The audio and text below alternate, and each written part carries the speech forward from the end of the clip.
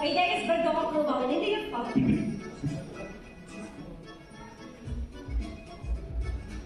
Nişiksen müzekizden halleriniz. Şahane kendisi okuman işte baktın abi değildir. Müzekiz bilersiniz.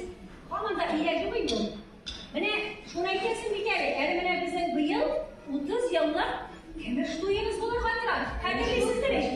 Ben millet 1994 yılda bize kile bulup gidip bana 30 yıl bulup gitti. Kemer duyumuz bu yıl Allah'a versen. Bana şu kemer duyumuz var. Siz mi de şapırarız? Birleşip, mağdur ettirip, kumurlu ettirip, isteyelim ettirip, bu kereye nasip etsin de. Niyeyken bu kemer duyumuz abi de biraz ezerlikten girelim. Jırlarımız da var, işlerimizden birge jırlık kalan şularında kalakamazsa hiç olur. Neydeyiz kalaklıyım? Sakında bir kere boyanıp tuttanız. Parayla tek kurşun eysene şakırı neyle? Kırsineyle boyanıp bitirir. Boyacısı bu. Her zaman şapırada ben inanmam.